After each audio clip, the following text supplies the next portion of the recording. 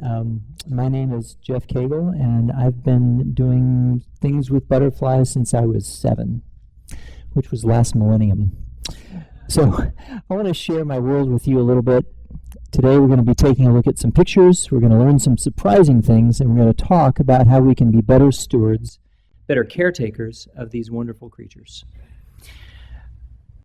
I was going to say next slide, and here we are.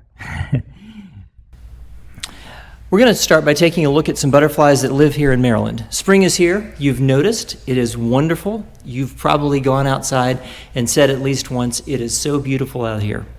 It's green. There are pretty flowers. There are butterflies flying around. And that's seeing the world at a distance. If we get out into that world just a little bit, then we have a chance to get to know the plants and the flowers and the butterflies a little bit. We can get to know our neighbors. This helps us develop some nature vision. I'm going to be talking a lot in this talk about having nature vision, where we not only see the beautiful things out there, but we actually understand them a little bit. And it can only be a little bit because the world is so incredibly diverse and complicated that you can be at this for 45 years and you still only know a little bit. In Maryland, there are about 130 species of butterflies, and I haven't even seen them all. So we're going to be learning and developing our nature vision for the rest of our lives, and we'll start today with some of our neighbors. This guy is an eastern tiger swallowtail. How many of you have seen one of these this spring? There it is. They are super common. They're strong flyers. I'm getting a signal from my wife here. Oh, we're good. Okay.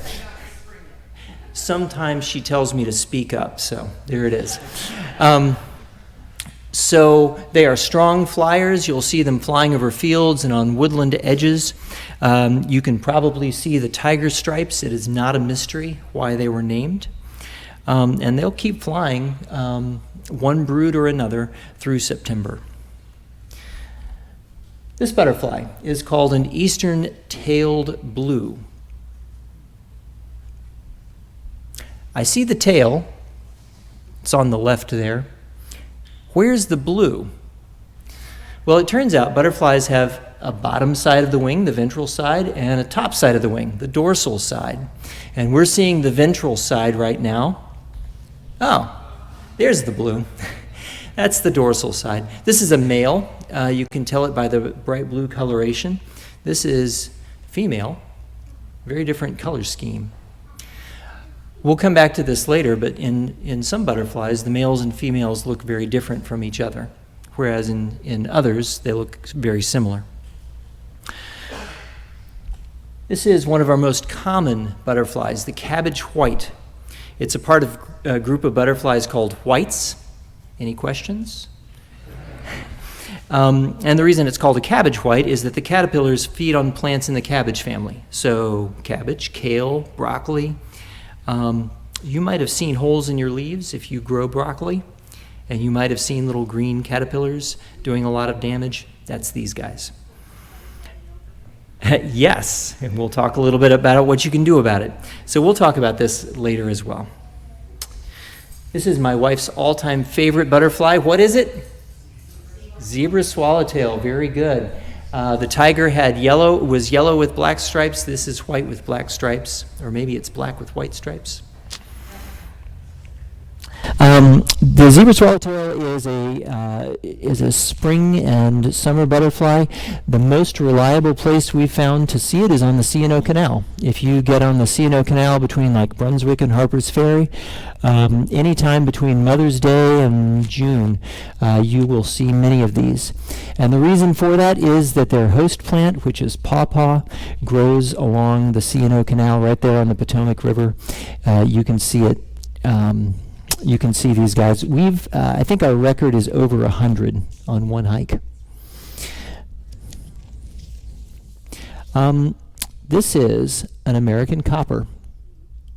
He is distantly related to the eastern tailed blue, and you might be able to see a similarity, not in the color of the wings, which is obviously very different, but in the shape of the wings. A lot of the structures that related butterflies have will be similar in their shape rather than their coloration. American coppers are like disturbed fields, and we have a disturbed field in our yard. And so we see these. I just saw my first one of the season last Saturday. Very exciting. Went out and got pictures. That's what I do. This gal is a pearl crescent. These are super common in Maryland from April through October. Fun fact, if you see them in April, if you see the ventral side, it's going to be a lot busier and darker than when you see them in the summer. So different broods have slightly different colors.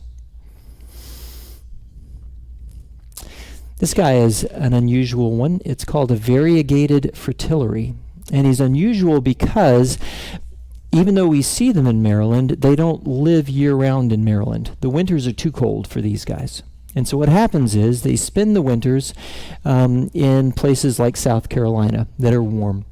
And then as the temperatures increase, then the broods start migrating north, and we get the vagrants, we call them, summer vagrants or summer migrants, coming up from the south, starting in about June. My earliest sighting is June 1st.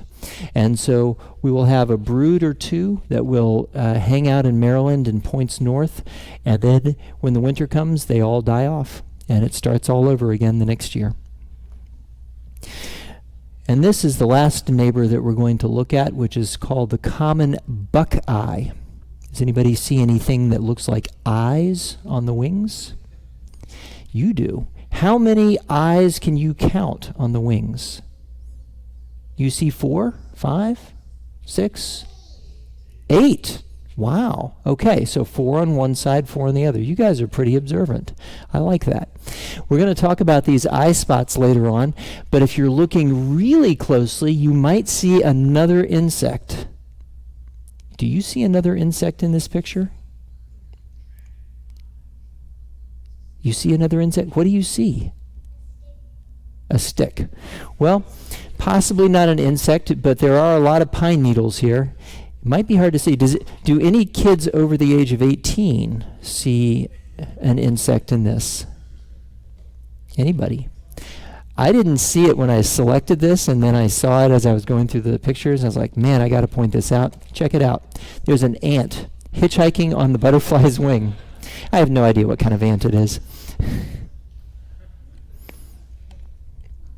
All right, it's time for a close-up view of the butterfly's face. Is that the face you were expecting? No. So tell me the things that you see in this picture. Can you kind of describe them for me? Tell me one thing you see. You see antenna, that's right. The black and white striped antenna that are going up right there. Antenna are amazing. They have a lot of different sensor patches on them, and they are able to detect humidity. They're able to do some smelling and some chemical detection for the butterflies, including pheromone detection, which is extremely important. And antenna also might serve as a little bit of a balance for the butterflies as they fly. What else do you see?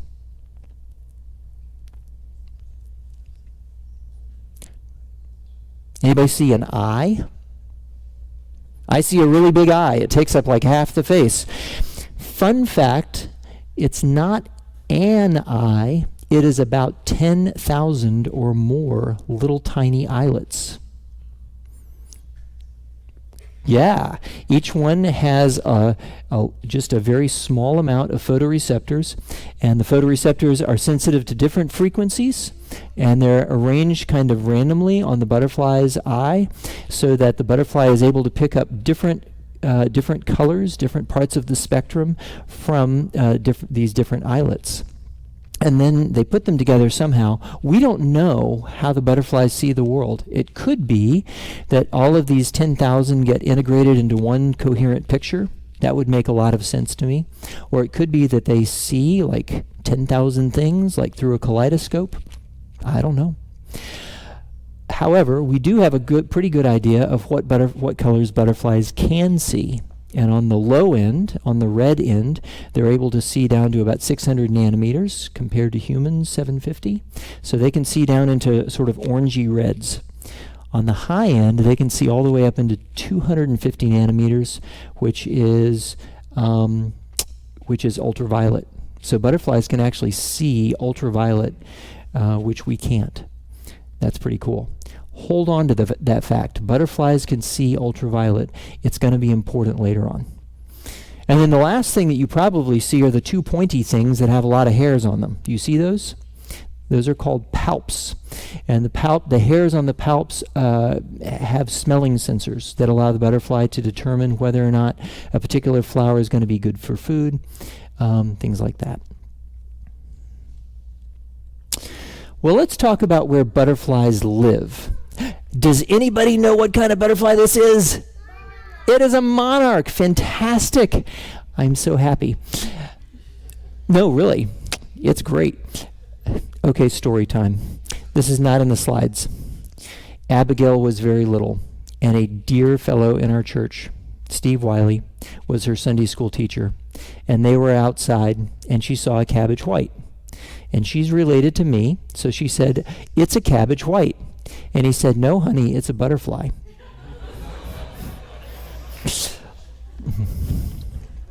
So it's a monarch. And the cool thing about monarchs is that they migrate. Monarchs are famous. They are probably the most famous of all the butterflies because of their migration.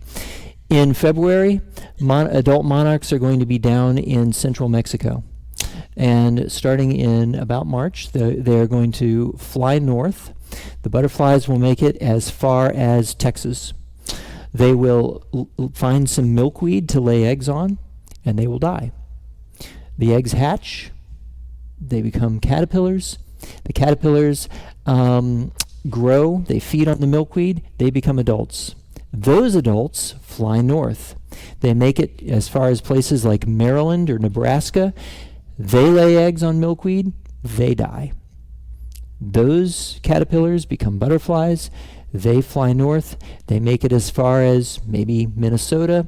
Some of them make it up into Canada. Maybe there's a couple more, another brood. And then the temperatures start dropping, the days start getting shorter, and that's the signal. And that brood of butterflies will now fly all the way across continental United States down to Mexico. And then the whole thing starts over again. So where do monarchs live? They live anywhere. Anywhere that they can find milkweed, very important, because they have to have that for their caterpillars. By contrast, some butterflies can be very, very local. This butterfly is called a Marshall scrub hairstreak. Hairstreaks are my favorite group because they have all these intricate, pretty patterns. This Marshall scrub hairstreak lives only in the Florida Keys. And so when my buddy Scott and I were down in the Florida Keys, I wanted to go get pictures. So I looked online, and there was an online guide to the butterflies of the Keys.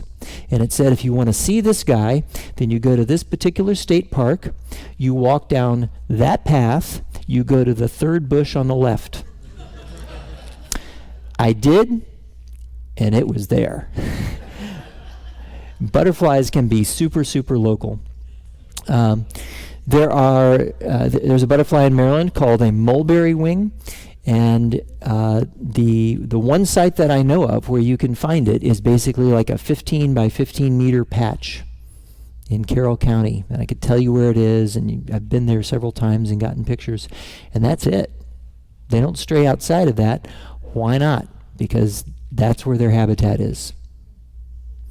So butterflies can range from strongly migratory to super local and sort of everywhere in between.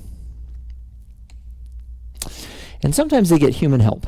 This is called a dainty sulfur, and it ordinarily lives in places like South Carolina, Texas, Florida, where the weather is super warm.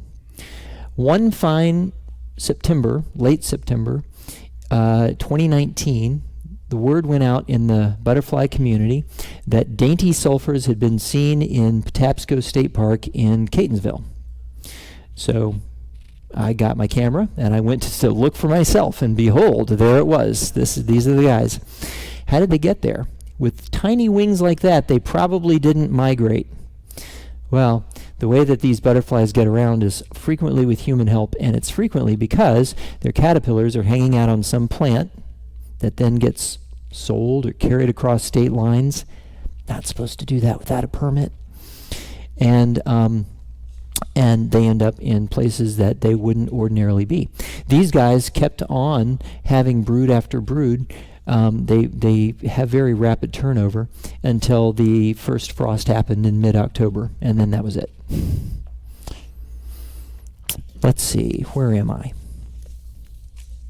Okay, it's puzzle time.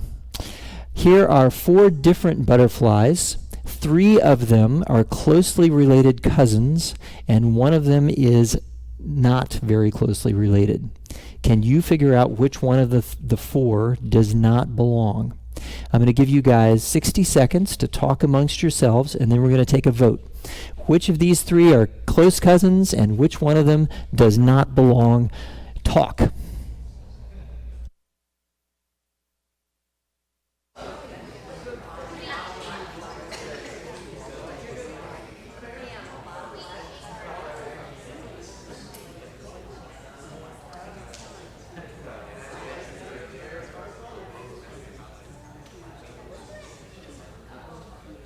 Okay, I'm hearing some good conversation.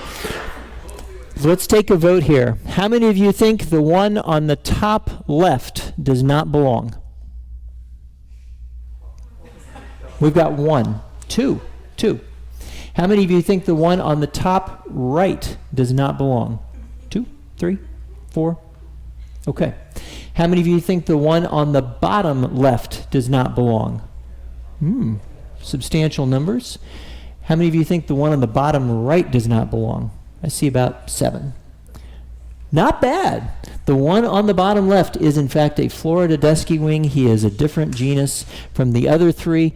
Horace's dusky wing on the top right, juveniles on the top left, juveniles on the top right, and wild indigo on the bottom right. Give yourselves a hand. That was a good job. What was your reasoning? What did you notice? Wing shape, excellent, and the wing attitude, how it's held, good. Anybody notice the antenna shape is a little different? It's hard to see. Yeah. Okay. Cool. Nice. A couple more fun facts, and then we'll talk about life cycle. This butterfly is called an American snout. Anybody see the snout? That's kind of fun. I don't know what it does. I was seeing that question there. Let's see here. These 2 butterflies, they are not actually North American butterflies, but you may recognize the one on the left from the brochure. They're the same species. These are blue frosted banners. The one on the left is a male, and the one on the right is a female. And so this is exhibiting something that you see in some butterflies called sexual dimorphism. The males have one shape, one set of coloration, and the females have a different shape or a different set of coloration. In most butterflies, the females are larger, but in some butterflies, the females are also very, very different to the males.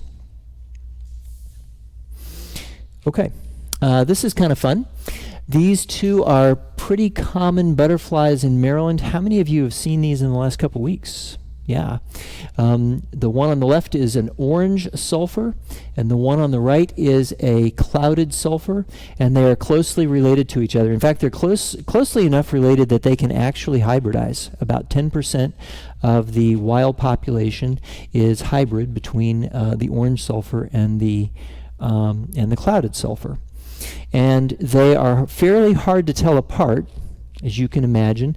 I've chosen 2 that are somewhat obviously different, but when you see them in the field, many times you can't tell them apart, and you can't even really tell them from photos sometimes. This is a problem for the species. If you can't tell one from the other, how are you supposed to know who you're going to mate with? Well, could be that they could maybe smell different from each other, and that's true. But it turns out they have an even better solution than that. The male orange sulfurs have a very large patch on the dorsal side, the upper side, that reflects ultraviolet light. They are UV colored. So we call them orange sulfurs, but they're really orange and ultraviolet sulfurs. Problem solved, because butterflies can see ultraviolet light. You remember that? Yep. Okay. Let's talk about life cycle. It all starts as an egg. Every butterfly starts as an egg. Here is an American lady egg on Antennaria. The egg got there because a female butterfly used her antenna to sniff out, to smell out the right host plant, and she laid the egg on a leaf with a little bit of glue. So that egg is stuck to that leaf. Inside the egg, a tiny caterpillar will form in a few days, and one day the caterpillar will break open the egg, and he will come out of the egg. And his job is to eat. That's it. His job is to eat. First thing he'll do is probably eat the egg. There's some protein in that. And as it eats, it gets exponentially bigger. And when it gets bigger, it gets too big for its skin. And so it grows a new skin on the inside, and then when it's just too big, like a stuffed sausage, it pops, and that skin breaks open, and out comes a new, larger caterpillar. And each time that happens, the new caterpillar is called an instar. You can see, I believe that's a second, fourth, and fifth instar American lady caterpillar. Typically, caterpillars will have 5, sometimes 4, sometimes 6, but typically 5. You can also see, do you see the white, the areas of white on the leaf? Those are areas that the caterpillar has eaten. So it's doing its job. Also inside is something that I didn't know a whole lot about before I started preparing for this talk. Inside, the caterpillar has very small clumps of cells called imaginal discs, maybe only 50 cells. And they are kind of forward, behind the head, and centrally located. Remember that because it's going to be important to our story in just a minute. Imaginal discs, very small little bits of cells on the inside. Well, an amazing thing happens with the last instar. When the butterfly hits its 5th instar and it's ready to become, when the caterpillar hits its 5th instar and it's ready to become a butterfly, it's going to go find some kind of support, and it will attach itself to its support with silk. All of the brushfoot butterflies, big family of butterflies, do this upside down J thing. Monarchs are in that category. But other groups of butterflies, other families of butterflies will lean back and make a little silk girdle for themselves or things like that. So it kind of depends on which family as to how this looks. But this is a typical look. And what's going to happen now is that butterfly, that caterpillar on the inside, is going to form something new. It's going to form a chrysalis. And so it will pop its skin, and it will actually wriggle out as a chrysalis and just hang there for a couple weeks. I've been at this for 48 years, and I am still amazed that you can go from a caterpillar to a chrysalis. Chrysalises just look dead, but they're not. They're not at all. The chrysalis is where metamorphosis happens, where we are going to become a butterfly. And the secret to this is actually those imaginal discs that I talked about. The entire caterpillar on the inside is going to liquefy, except for those imaginal discs. And they are going to migrate to different spots, and they are going to become the adult parts of the butterfly. The imaginal discs are going to start grabbing the cells from the liquefied caterpillar and building structures. 2 discs are going to form the 2 antennae. Another set is going to form the legs, a couple of discs for the genitalia, others for the wings, and the whole thing is going to grow inside that chrysalis. And that whole process is called metamorphosis, change in form. Just before that butterfly it has formed and it's ready to come out or eclose, you can actually see it on the inside of the chrysalis. Can you see the butterfly inside there? Can you see the orange and the black and the white spots? This is about 1 day or maybe even a few hours before it's ready to eclose. All right, now we're going to try a trick.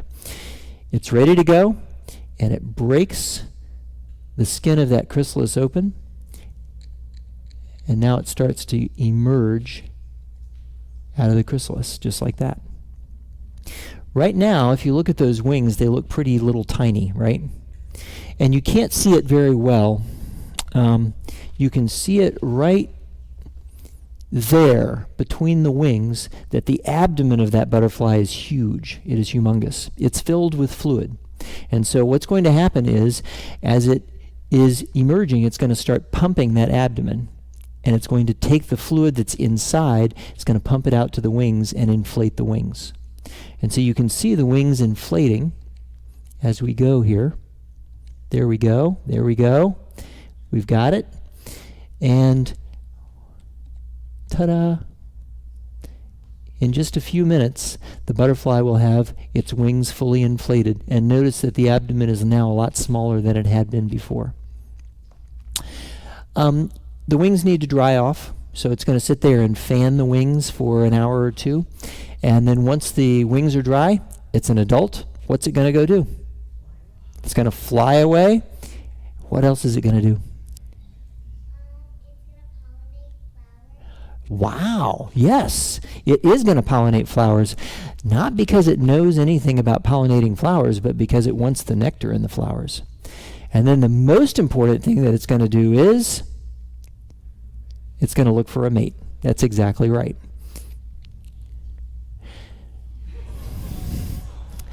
Here are some butterflies that we have raised at our house. On the left is Elizabeth, showing off a question mark butterfly.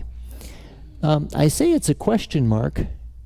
Yeah, it is. It's a question mark. For just a second, I thought I might be wrong, but I'm not. And on the right is Abigail, sporting a monarch. We raised all of these. Raising butterflies is a fantastic educational thing. I cannot stress enough. If you haven't done this once in your life at your house, it's kind of worth it. There's a whole lot to be learned, both about butterflies, but also about caring for creatures in a low-stakes kind of way, so if accidents happen, So, just saying, here is what they're really after. Butterflies are going to go look for a mate, because they're only going to live for 2 weeks. And the thing that they do, they don't have jobs, careers, 401ks, they don't write poetry. Their one thing is to find a mate and reproduce the next generation. And so here they are, eastern-tailed blues. And here's an eastern-tailed blue that has found a place to lay her eggs. This is Lespedeza, the plant that she's on, and it's a host plant for the caterpillar. She is gluing an egg to that Lespedeza. This is the most important day of her life. This is it. This is what she was made to do. Well, let's talk now about factors that help butterflies succeed to reproduce the next generation. The key is really the habitat, and especially the host plants. We'll get into habitat a little bit later on, but habitat consists of basically the factors that enable butterflies to succeed at what they do. One of those things is nectar plants. Here you can see a silver-spotted skipper that is sucking some nectar out of milkweed. Here you can see a gray comma sucking some salts off my friend Scott. Butterflies will do this. In addition to nectar, which gives them sugar, many of them also need various kinds of minerals. And so sweat is one of the places that they can get minerals. They can also get them out of mud puddles. Sometimes you'll see butterflies clustered in mud puddles. They can even get them out of poop. So sometimes you'll see them on horse poop, or you'll see them on rotting fruit. That's another way that they can get sugars. But this is the star of the show. Host plants, the things that caterpillars can eat. This is a black swallowtail caterpillar on some dill. Black swallowtails like things in the parsley family, and it gives them a chemical that helps make them distasteful to birds. And as a result, they are adapted for eating parsley plants. They can't eat other stuff. If you give them other kinds of plants, they're just going to ignore it, and they will die. So having the right kind of plant is crucial for each kind of caterpillar. This is a very different kind of caterpillar. This is the caterpillar from an Appalachian azure on the only host plant it can tolerate, which is black cohosh. Do you see another insect here? Ants! You think ants are friendly towards this caterpillar? Surprisingly, yes. You might think this ant is here to harm this caterpillar or to attack it or to eat it, but actually what happens is the caterpillar secretes a very sweet, sticky kind of thing called honeydew on its skin. And the ants come along and they say, I want some of that. And so they will actually eat the honeydew, and in exchange they will protect the caterpillar. So this is an example of symbiosis, where two different organisms help each other out. Well, butterflies also face a lot of dangers. So let's hide your eyes if you're going to be scared, but this is places where butterflies don't do so well. An obvious danger that they face is predators. Can anybody see the insect that has captured this butterfly? What do you see? A praying mantis, a Chinese mantis, I believe, that has grabbed this swallowtail and has bitten its head off. I'm sorry. Does anybody see the predator that has grabbed this guy? What do you see? Spider. A spider. Yes, it's a crab spider eating the skipper. Interesting that the spider is the same color as the flower that it's on. That's not accidental. What do you think went after this guy? We're not sure, but what would you guess? What makes you say a bird? I think I agree with you, but why?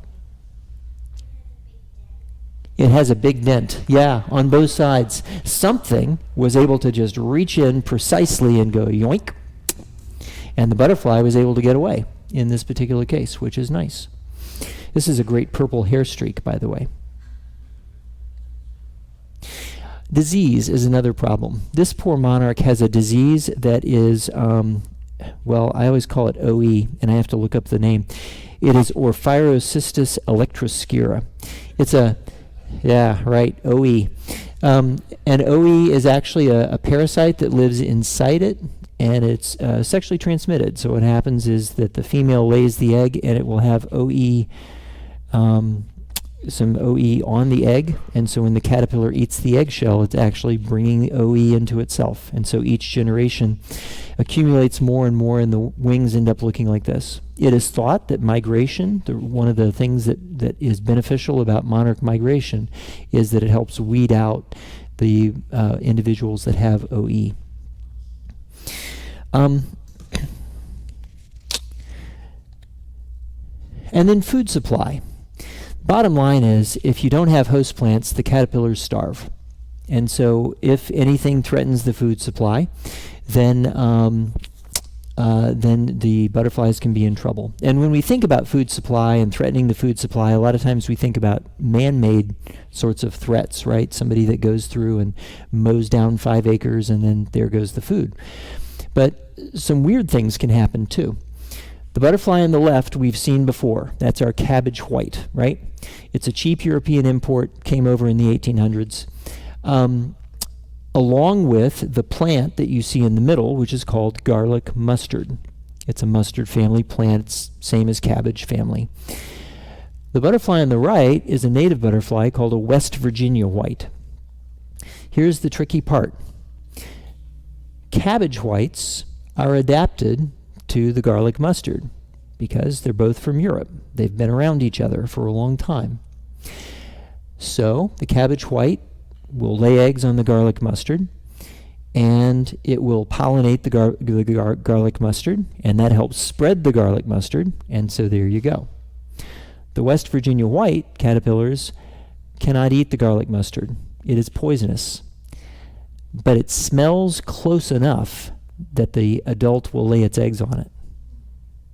And so as a result, the cabbage white indirectly outcompetes the West Virginia white because it helps spread a toxic fake host plant for that West Virginia white.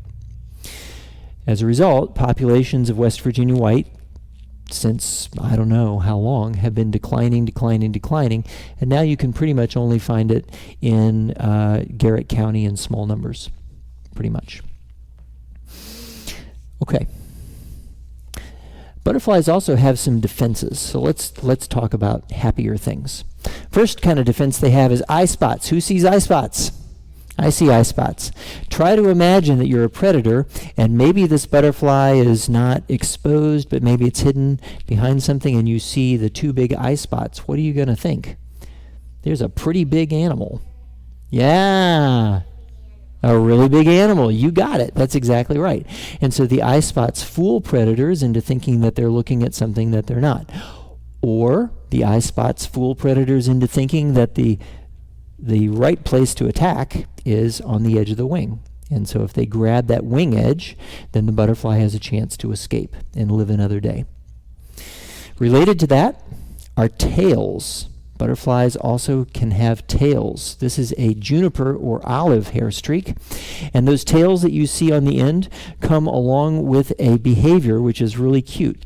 The butterfly will grind its hind wings. And when it does, those tails move along with it, and they look like maybe antenna. Maybe that little eye spot that you see right there looks like the butterfly eye. Whatever it is, I see a whole lot of butterflies that are missing their tail section. And what that means is that the predators made a mistake, and they went for the tail, and they missed. And the butterfly got a second chance to live. So, defenses. Shelters. This is a shelter that's made by an American lady caterpillar on cudweed. Flash coloration. This is a favorite of mine. This butterfly is called a goatweed leafwing. And when it folds up like that, it looks just like a leaf. And it really does look like a leaf. I have seen many of these land to the ground, and I cannot see where it is because it is so good at looking like a leaf. Then you get close to it, and surprise, it's bright orange on the top. And just that change is enough to startle some predators, and that half second of indecision might be just enough for that butterfly to get away. So, flash coloration is a defense. And then last but not least, chemical warfare. This butterfly is called a pipevine swallowtail, and the caterpillars eat plants in the pipevine family, Aristolochia, and they take in chemicals that are toxic to birds. So a bird eats one of these, half hour later it's throwing up, and it says, I'm not going to do that again. Yes? Butterflies are poisonous? Yes! That's exactly right. Monarchs do this as well from the latex that they get from the milkweed. And other butterflies as well. A whole lot of them in Central America are like this. You've probably noticed that the butterflies in Central America are pretty brightly colored. You've seen pictures, and you wonder how do they get away with being so obvious like that? They're actually advertising, don't eat me, I will make you sick. Okay. So an important question now, the reason you came to this talk is why care about butterflies. They are pretty. Let's acknowledge that up front.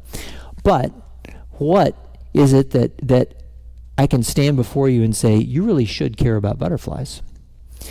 To put a frame around it, we are stewards of all of God's creation. God has given us, the way it's expressed in Genesis, God gives us dominion, but that dominion is not a dominion of dominance and exploitation. It's not given to us to own and use for our own benefit. It is given to us to be stewards. And so we care for God's creation because we love God. And so out of love, we care for what He has made. Well, okay, that's fine.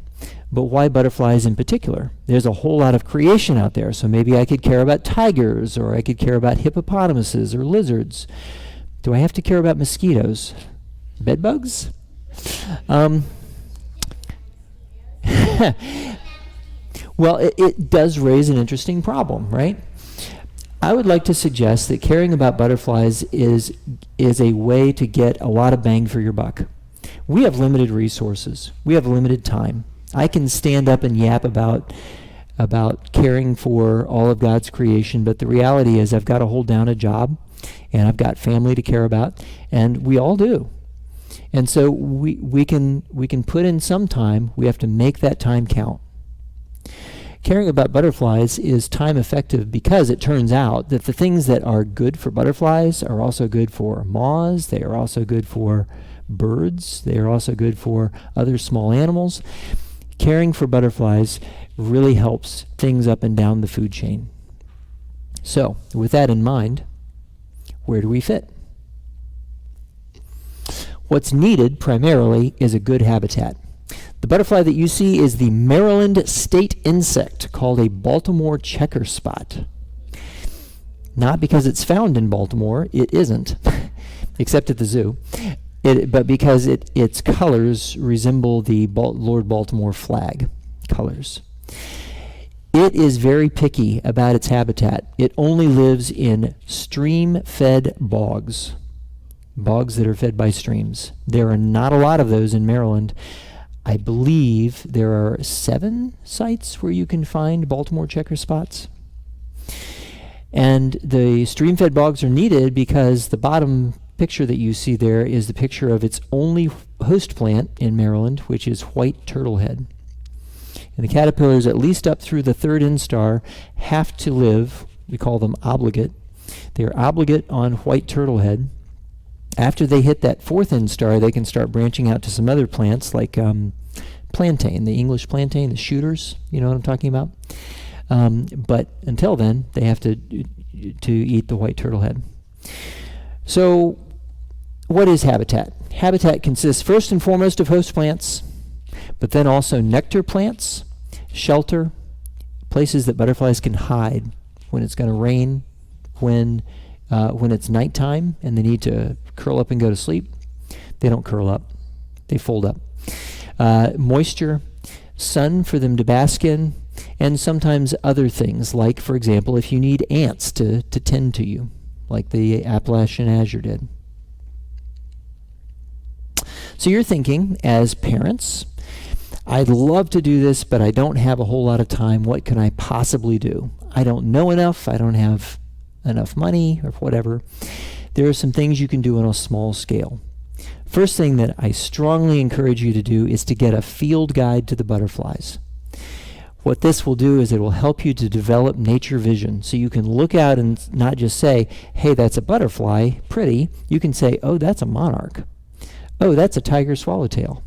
My wife can identify tiger swallowtails driving down the road at 50 miles an hour. One of the many things I love about her.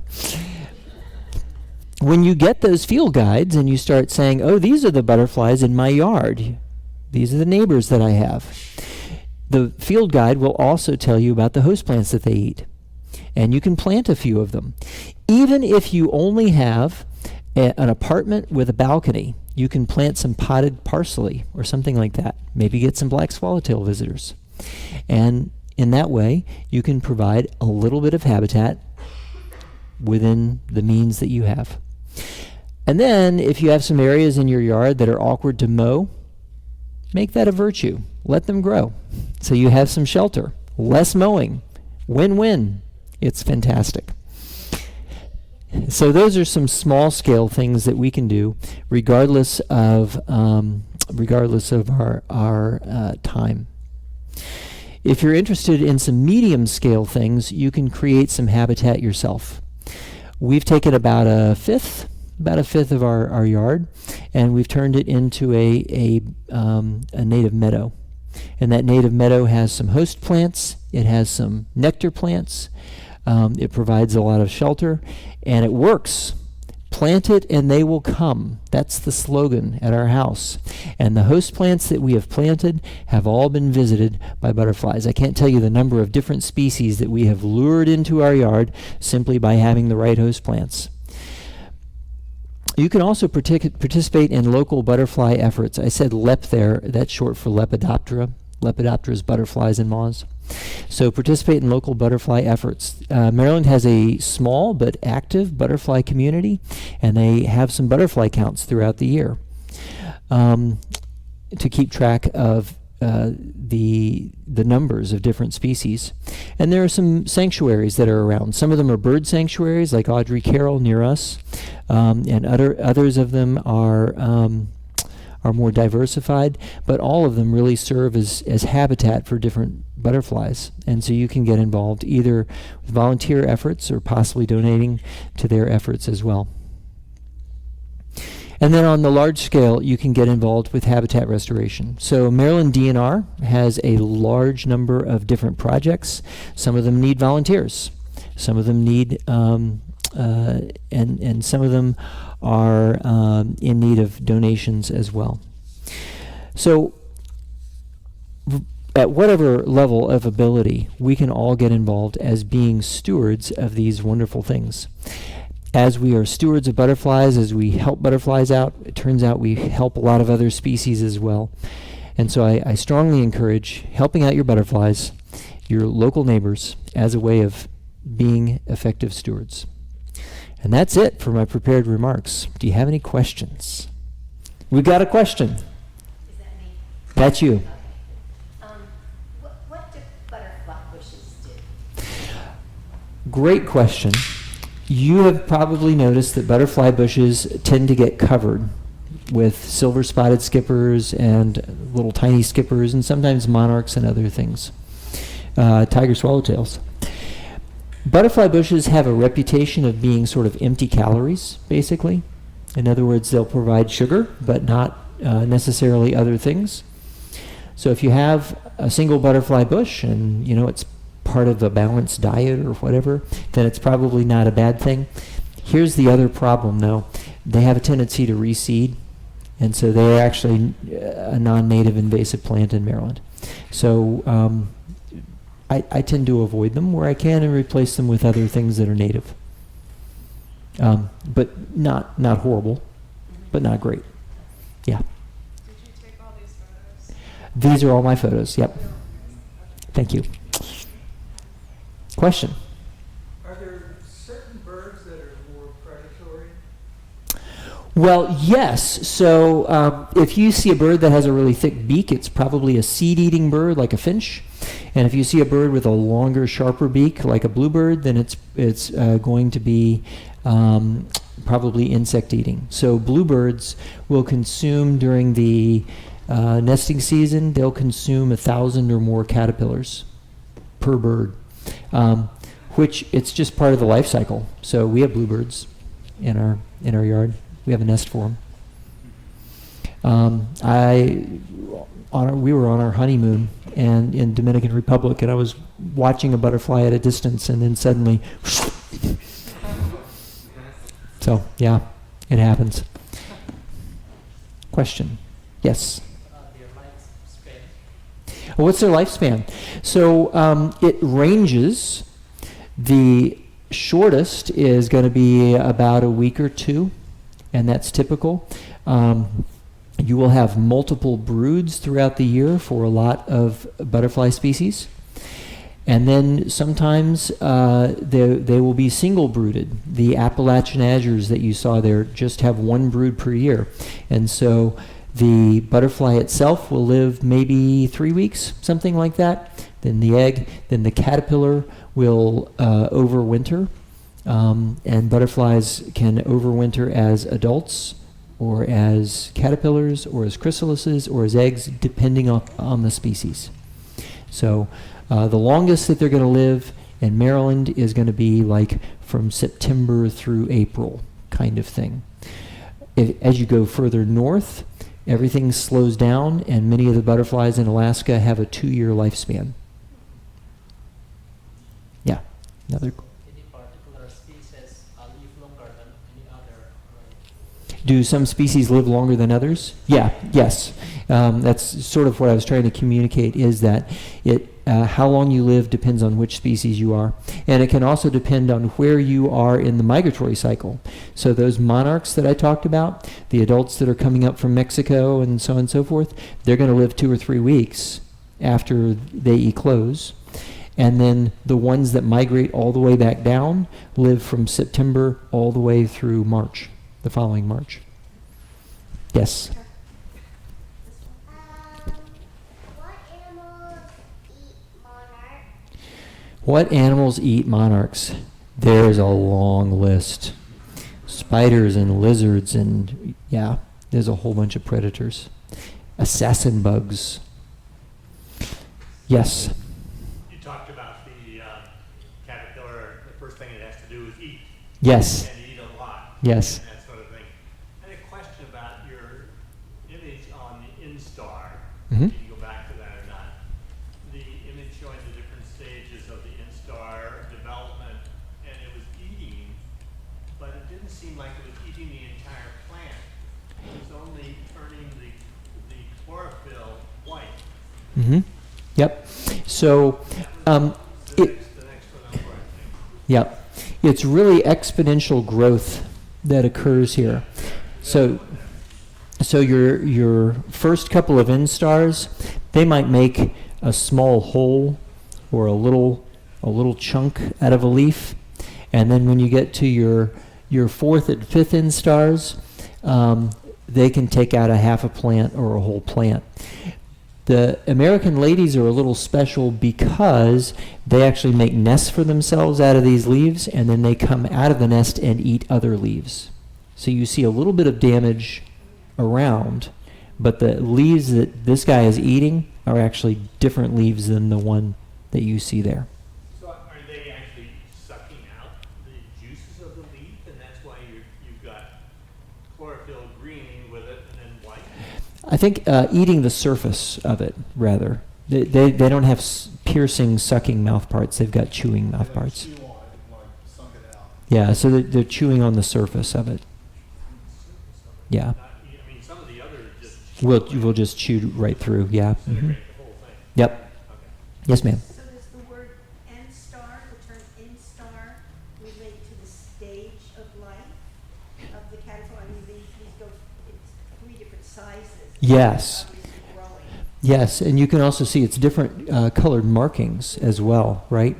And butterfly instars are going to possibly be very different from each other anatomically, but marking-wise, and obviously size as well. Yes? And I have heard that the monarchs that emerge from the chrysalis in the fall, the ones that have to make the long journey to Mhm. Mexico or wherever, that they actually have a more developed muscle structure in their wings. Can you speak to that? I don't have a whole lot of specifics, but I do know that the shorter daylight triggers chemical changes in them so that they store up energy. And I don't know beyond that.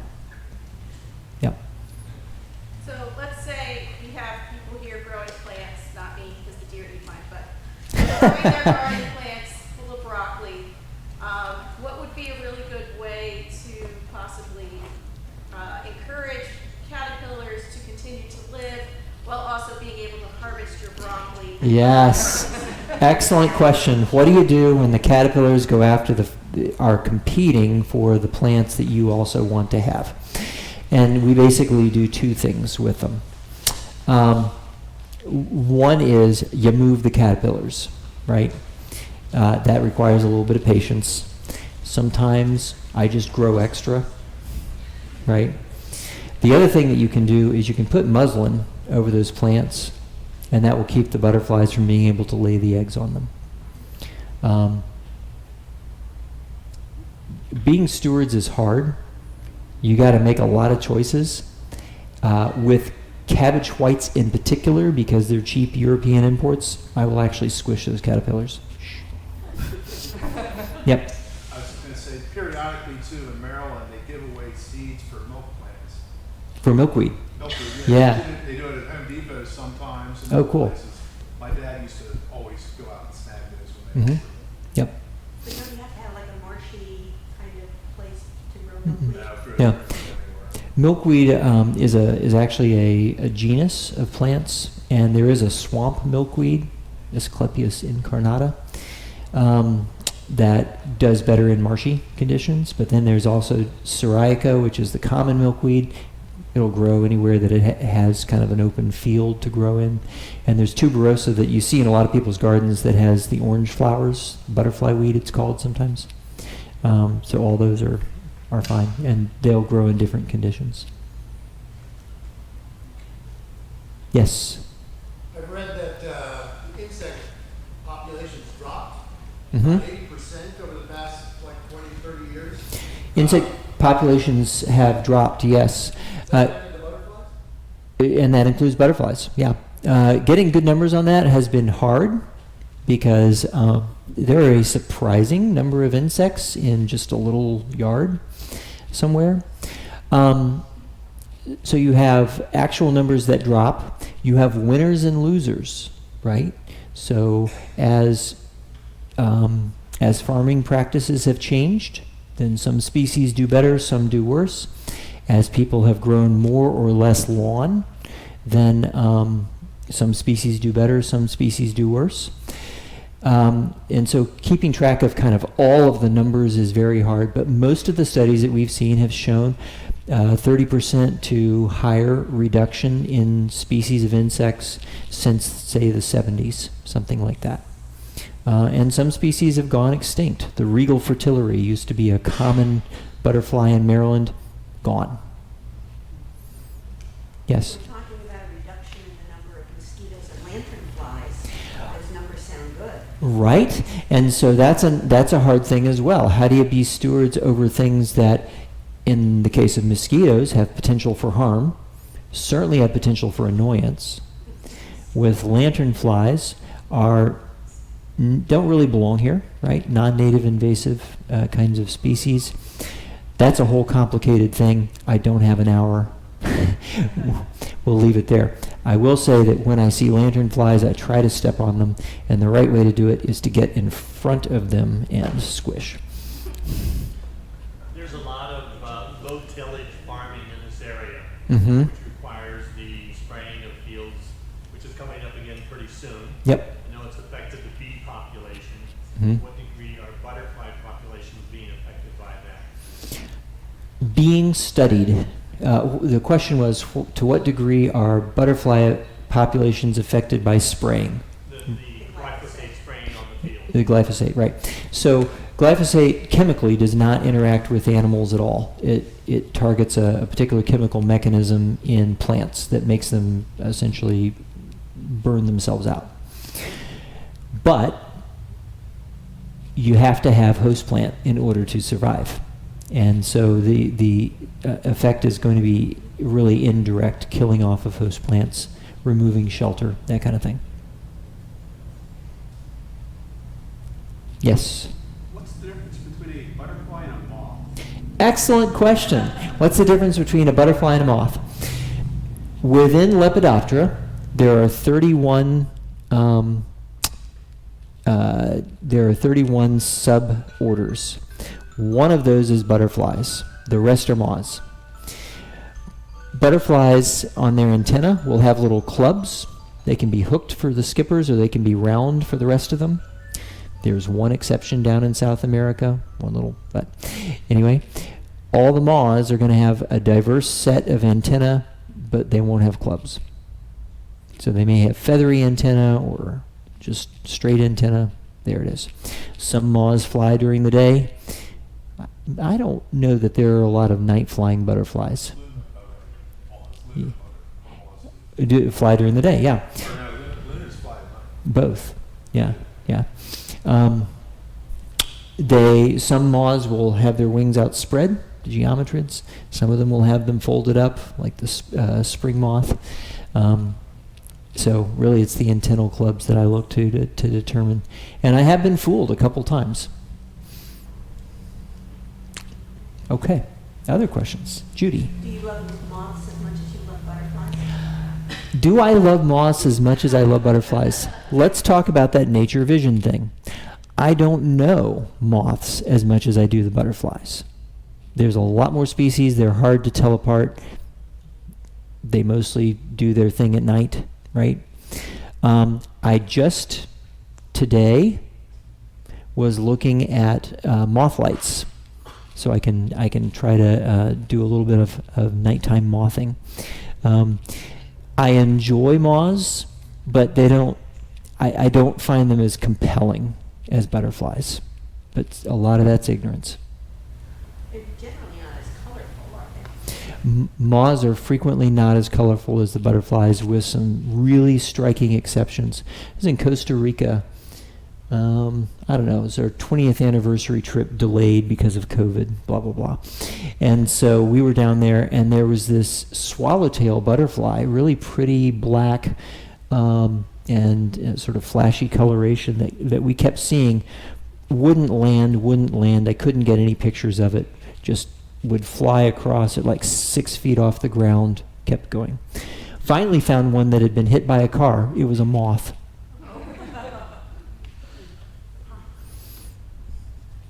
Other questions? Jamie. What's a hard butterfly to get a picture of? Is there one that you haven't gotten that you want to get? Or? What's a hard butterfly to get a picture of is the question. So there's two kinds of hard. There is, I can't find it or I can't get to it.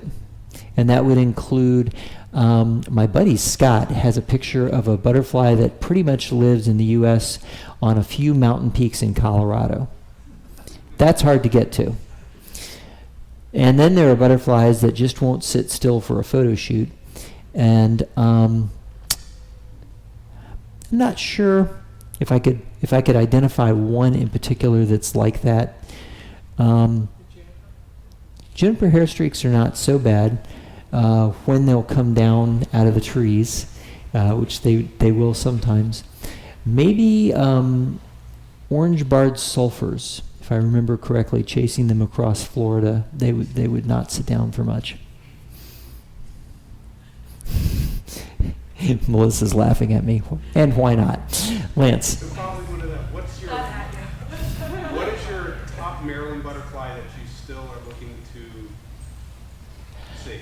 Yes, so I have about 10 that I would love to see. 2 of them are out in Garrett County. One of them is a bog copper, and I would really like to see that. There are about 10 out of those. One of them, King's hair streak. Colleen and I spent an afternoon or longer, maybe going down to, which county was it? It was Eastern Shore somewhere, looking for King's hair streak. Didn't find any. Did have a good time. Didn't find any. Month goes by. I go hiking with my buddy Scott down in Linville Gorge area, down in North Carolina.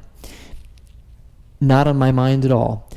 2 King's hair streaks come plop right down in front of me. So I got pictures now. So bog copper is probably my top. Bronze copper would be the other one. Yep. Good. Other questions? I was just going to say, if you want to invite people, there's snacks and you can answer some. Yeah, if we are done, then there are some snacks out back, and I'd be happy to talk with you further if you have further questions. Thanks so much for coming.